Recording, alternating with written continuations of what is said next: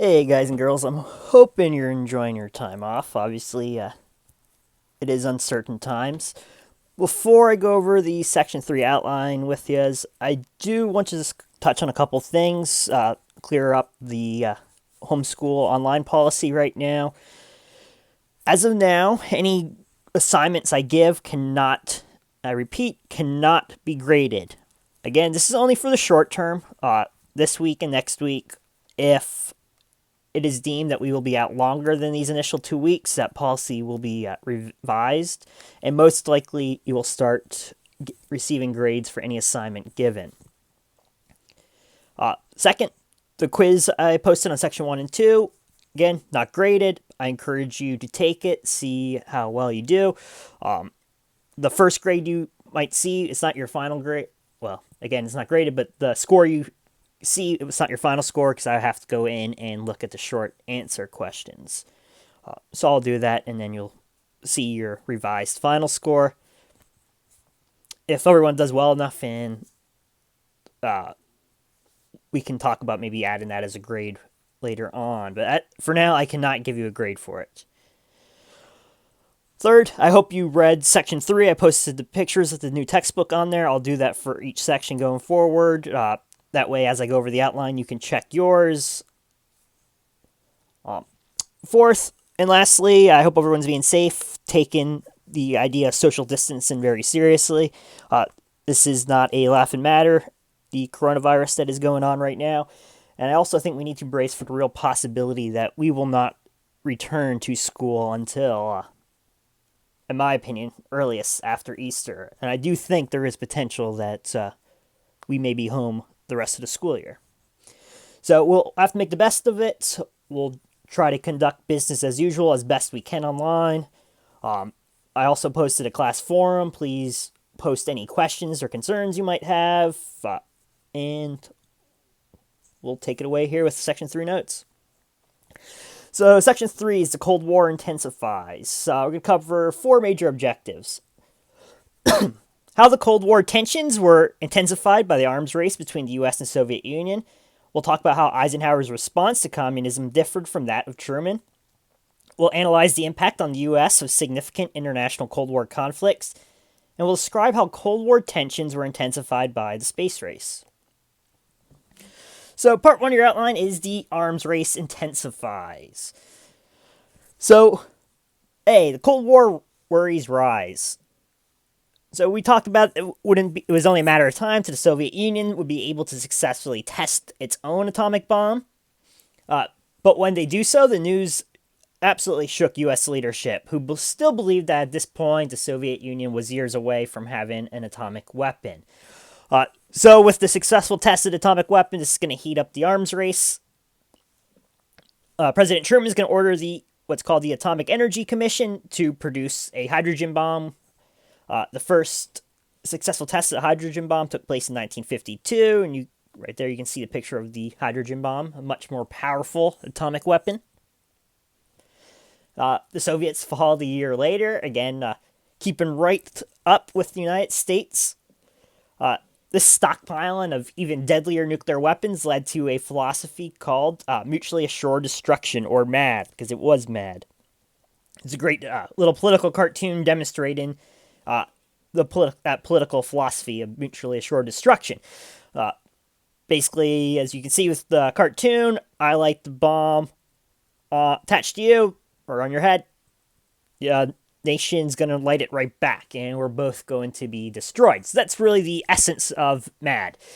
We atomic bomb the Soviet Union, they can bomb us right back, and it's going to result in the destruction of both of us, if not the entire planet. All right, so let's see how new president Dwight D. Eisenhower responds to Soviet aggression. We talked about it before in Section 2. Truman, very unpopular because of failure in the Korean War, or what was viewed as failure in the Korean War.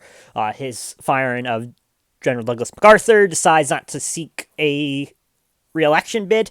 He could have ran again, technically, because he would have only been his second term, technically, because he took over as president for FDR when he passed away. All right, so Eisenhower, one of the most popular generals led the D-Day campaign, Supreme Allied Commander of World War II, wins election. His policies towards communism are going to be greatly influenced by a man named John Foster Dulles, who he appoints his Secretary of State and who's pictured there next to Eisenhower.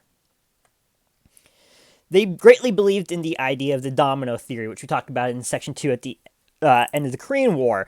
That idea that if one of these nations fell to communism, it would be a domino effect, knocking the rest down and the rest becoming communist states.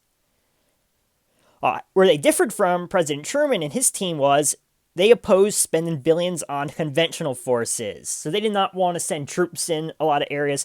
Instead, they focused on stockpiling nuclear weapons, using nuclear war as a deterrent, building planes, third missiles, and then submarines to deliver them. In 1954, Dulles announced their policy of massive retaliation, meaning if the Soviet Union, communism attacked them or one of our major allies, we would return that attack with a massive retaliation, generally in the form of missiles, but always that hint and threat of nuclear weapons as well. Again, really trying to use our nuclear stockpile as a deterrent under the Eisenhower administration. Part B is Stalin's death. Though his death is going to greatly ease tensions. He's going to die on March 5th, 1953. The new head of the Soviet Union, a man named Nikita Khrushchev, was not as suspicious or cruel as Stalin was. He actually condemned the excesses of the Stalin regime, and he wanted to actually inch towards more peaceful relations with the West. So with Stalin's death, that at least in the short term softened the tensions between the United States and Soviet Union. However, we're going to see, as Part 3 of the outline says, international Cold War conflicts. We're going to see uprisings behind the Iron Curtain, especially in Poland and Hungary. Workers in Poland are going to riot against Soviet rule. They're going to win greater control of their governments, but remained and stayed loyal in the Warsaw Pact. In Hungary, however, students, workers are going to organize huge demonstrations demanding new government and Soviet troops be withdrawn. Here is where the Soviets and Khrushchev decide to put an end to this very brutally. They want to make an example out of Hungary. They don't want other Eastern European nations to see Hungary as a success story and say, hey, Hungary got its independence from the Soviet Union. They got a new democratic government. We could do the same. So he puts an end to that brutally. Many Hungarian civilians are slaughtered and executed, many imprisoned, and Hungary remains as a satellite state to the Soviet Union. Next, I want to turn our attention towards the Suez Canal in Egypt, in the Sinai Peninsula, as you can see pictured there. Connects Northeast Africa with the Middle East. So the Egyptian president at the time, Gamal Abdel Nasser, tried to use the U.S.-Soviet rivalry to his advantage. He wanted to construct a dam on the Nile River at Aswan and negotiated with both the United States and Britain, the West, democratic states, and the Soviets in the East, communists. The U.S. withdrew its offer, and Nasser responded with nationalizing the Suez Canal. So the United States was angry that they were being... Egypt was playing them and Soviet Union against each other on both sides, so they decided to withdraw their offer, which called for him to nationalize the Suez Canal, which was a jointly owned British and French company. So by nationalizing it, Egypt's now saying we own the Suez Canal in the company. Without consulting Eisenhower, Britain and France joined forces with Israel to seize control of the canal. Now Israel wanted to join because they wanted to take control of the Sinai Peninsula, which Egypt had invaded earlier. So they had their own motives. And again, more of a enemy against my enemy is my friend. Britain and France, the canal. Israel, the Sinai Peninsula.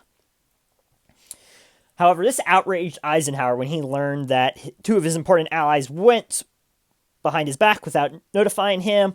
So he criticizes the French and British. He refuses to supply them with oils.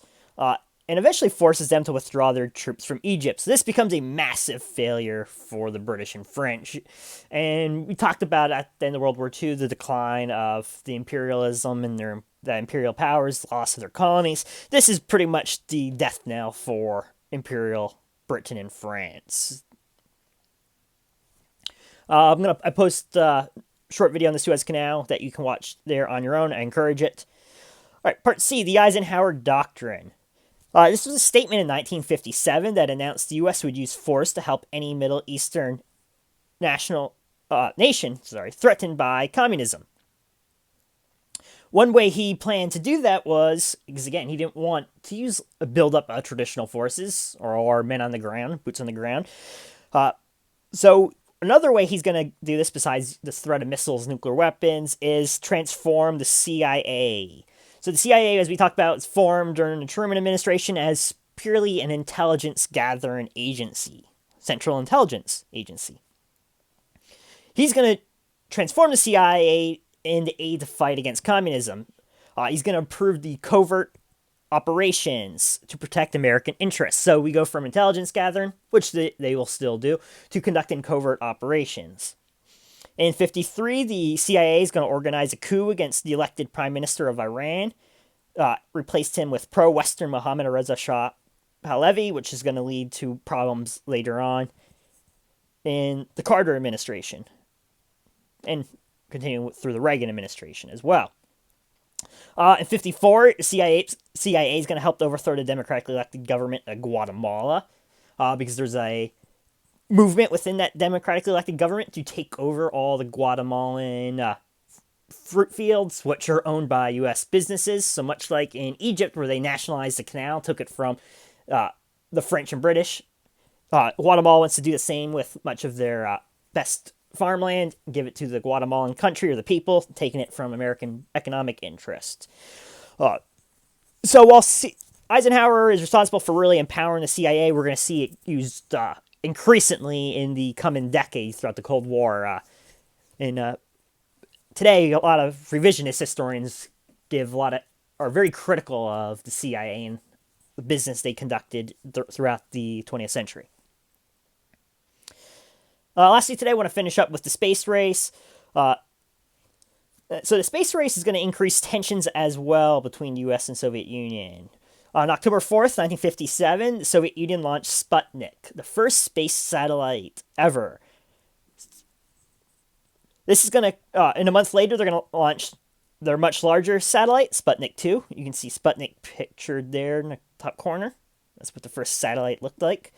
But the real impact of this is going to cause the United States to go into a panic. We're going to be like, oh man, the Soviets are clearly winning the space race. What do we need to do to catch up? That's a huge concern. People's imaginations run wild with the space race. Would the Soviets be able to launch missiles from space? No, the technology's definitely not there yet. But they do launch the first satellites, and it does cause a major panic in the United States. So in 1958, the Eisenhower administration is going to propose the creation of the National Aeronautics and Space Agency, NASA. And obviously NASA is going to head our space program and our space exploration, and it's going to be the next president, John F. Kennedy, who's going to make it one of his goals on Inauguration Day to launch spacecraft into space and launch a man on the moon. Of course, that will not happen until after his presidency. Second, Eisenhower is going to propose the National Defense Education Act, NDEA, which is a $1 billion program at the time, which is a massive amount of money in 1958, intended to produce more scientists and science teachers. You can kind of think of it as an early version of STEM. We need more students taking science, technology, engineering, math classes. We need more teachers to teach those classes, so let's invest in that. It's a great investment in human capital. So those are going to be the immediate effects of the Soviets launching Sputnik. There's just a short video I can't show you right now on launch of Sputnik. I will post that as well on the class page. All right, so that's a wrap with section 3. So that's all we're going to cover this Thursday and Friday. I'll post next week's or early next week's assignments probably around Sunday night, early Monday. All right, you guys take care of yourself.